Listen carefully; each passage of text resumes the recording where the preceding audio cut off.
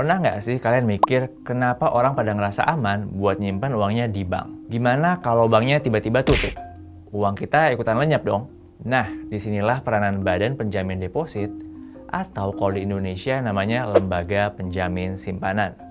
Intinya, kehadiran lembaga ini nih buat mastiin uang simpanan nasabah bakal dibalikin kalau banknya kenapa-napa dengan syarat ketentuan yang berlaku.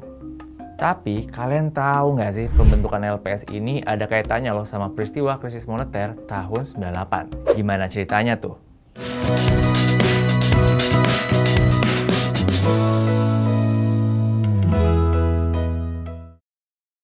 Oke, buat nyari tahu sejarah pembentukan LPS, kita balik dulu ke tahun 1998. Kayak yang kita tahu, di tahun itu Indonesia lagi dilanda sama yang namanya krisis moneter atau Krismon. Secara singkat, krisis ini awalnya muncul dari negara tetangga kita, Thailand. Keputusan Bank Sentral Thailand yang ngebiarin mata uangnya baht buat ngikutin skema pasar ternyata ngebuat investor panik. Kepanikan ini pun menyebar ke negara Asia Tenggara lain, termasuk Indonesia. Akibatnya apa? Nilai tukar rupiah anjlok gila-gilaan. Kurs rupiah yang tadinya ada di kisaran 2.000 per dolar, tembus 15.000 rupiah per dolar. Salah satu dampak paling nyata dari anjloknya nilai tukar rupiah dalam waktu singkat ini ialah melonjaknya utang perusahaan dalam bentuk mata uang asing. Bayangin aja, misal suatu perusahaan yang punya utang asing sekitar 1 miliar di tahun 97, tahun berikutnya meroket jadi 6,9 miliar rupiah gara-gara rupiah yang tiba-tiba anjlok.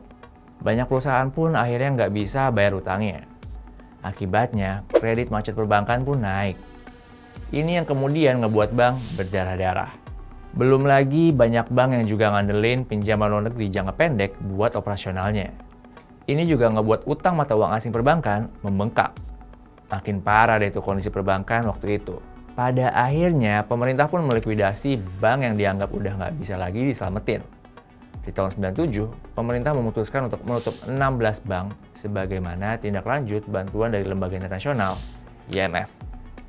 Penutupan bank inilah jadi pemantik kepanikan masyarakat. Orang-orang panik karena takut nantinya bank tempat mereka menabung jadi bank selanjutnya yang bakal ditutup. Inilah yang kemudian memicu fenomena bank run.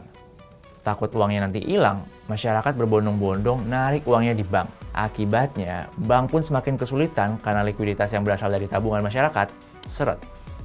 Fenomena ini bahkan juga dirasakan sama bank swasta terbesar saat ini, BCA.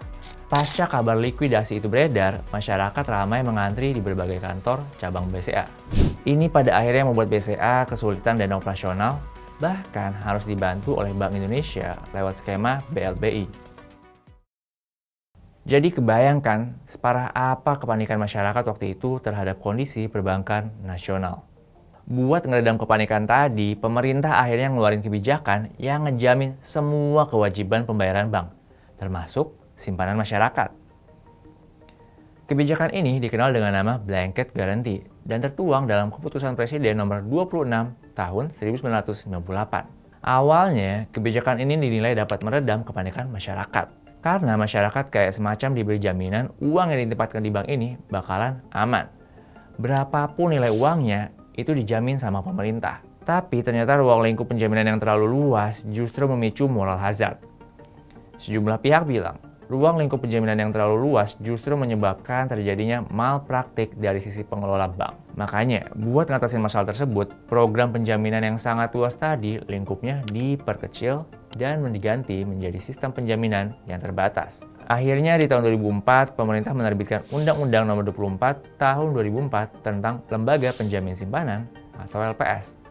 Berselang 1 tahun atau tepatnya 2005, terbentuklah LPS. Nah, di lembaga ini nih, nilai penjaminan itu dibatesin. Awalnya, nilai uang yang dijamin di bank sama LPS itu maksimal 100 juta per nasabah per bank. Penjaminan ini berlaku buat bank umum dan bank BPR. Selain itu, LPS juga memiliki fungsi resolusi bank gagal. Lewat fungsi ini, LPS punya wewenang buat melakukan penyihatan atau likuidasi bank yang mengalami krisis atau gagal. Tujuannya buat mencegah penyebaran krisis ke bank lain. Seiring waktu, jangkauan penjaminan LPS ini makin luas. Per tahun 2008, nilai uang yang dijamin LPS ini naik. Dari tadinya cuma 100 juta per nasabah jadi 2 miliar per nasabah per bank. Kalau uangnya lebih dari 2 miliar, gimana? Ini bakal diselesain sama tim likuidasi berdasarkan hasil likuidasi kekayaan bank. Tapi penjaminan ini juga ada ketentuannya loh. Apa aja tuh?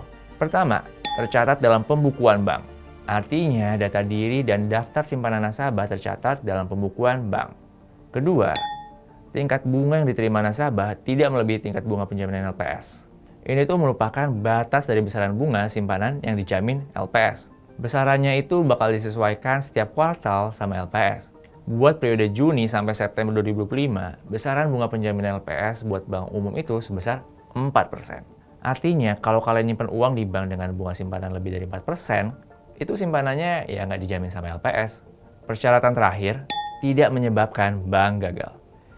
Ini nih termasuk tindakan yang merugikan bank. Kayak misal, nasabah punya kredit macet. Nah, kalau udah memenuhi ketentuan-ketentuan tadi, simpanan nasabah bakal tergolong ke dalam daftar rekening layak bayar, misalkan banknya tutup. Dalam berbagai kesempatan, pejabat LPS sering bilang, kalau setiap tahunnya itu memang ada Bank Perekonomian Rakyat atau BPR yang tutup. BPR loh ya, bukan bank umum. Setiap tahunnya rata-rata ada 6-7 BPR yang tutup. Tapi tahun lalu itu ada 20 BPR yang tutup. Jauh lebih tinggi dari rata-rata bank yang tutup setiap tahunnya. Alasannya apa? Katanya sih alasan utamanya masih fraud atau mismanagement dari internal BPR itu sendiri. Praktik fraud ini emang masih sering terjadi di industri BPR. Terus gimana tuh? Jumlah bank tutup melonjak, beneran dibalikin nggak uangnya sama LPS? Sampai dengan akhir 2024, LPS sudah bayar klaim penjaminan simpanan sekitar 850 miliar rupiah. Nilai ini setara 82% dari total simpanan dari 20 bank yang tadi ditutup. Kalau dilihat dari jumlah rekeningnya, LPS udah ngebayar klaim buat sekitar 125.000 rekening. Kalau yang ini, angkanya setara 99% dari total rekening di 20 bank tadi. Jadi bisa dibilang LPS itu emang ngebalikin sebagian besar, bahkan hampir semua dana simpanan nasabah yang banknya ditutup. Buat informasi aja, pembayaran klaim simpanan nasabah itu rata-rata dimulai 5 hari setelah BPR dicabut izin usahanya. Walaupun jumlah bank tutup ini meningkat, Ketua Dewan Komisioner LPS, Purbaya Yudisadewa berulang kali bilang, pihaknya punya uang yang cukup. Katanya, sampai dengan tahun 2024, LPS itu punya aset lebih dari 200 triliun rupiah. Udah gitu, setiap tahunnya LPS ngantongin sekitar 12-13 triliun dari iuran bank. Dari sisi penjaminan, hampir semua rekening simpanan di bank umum pun dijamin penuh sama LPS. Makanya, Purbaya minta masyarakat buat tenang aja kalau emang dengar kabar ada bank yang ditutup.